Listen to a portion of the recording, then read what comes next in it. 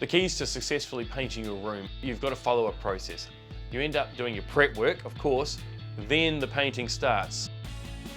To get really neat professional edges to your painting, use a masking tape specifically made for the job that has low adhesion and won't pull off your fresh paint. You can then cut in. The first thing you do when you start putting on your top coat is you've got to cut in. This is where you take a paintbrush and you paint up to the edges and the internal corners. When it comes to choosing paintbrushes for doing a room, you really need a slightly smaller brush, maybe an 1.5 inch brush for working on your skirtings.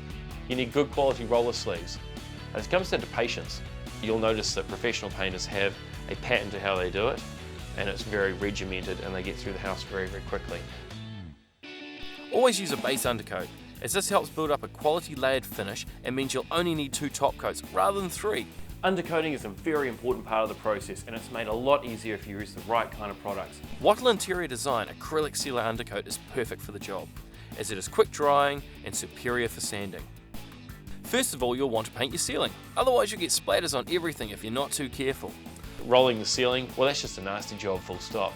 You want a decent angle so you can keep reasonable pressure on it. Don't be shy about how much paint you actually put on the roller.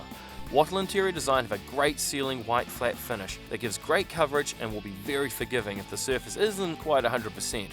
It even has a low roller splatter for cleaner application.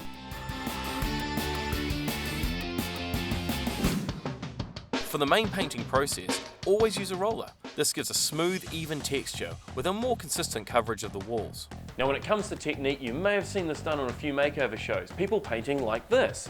No, not happening. What will happen is you'll end up with brush marks that will show through the final paint result. It's not a good idea. It's important not to overload the roller with too much paint. And when you're applying it to the wall, try and use consistent, even strokes. So at the end, you're looking for good, even coverage and a nice, smooth finish.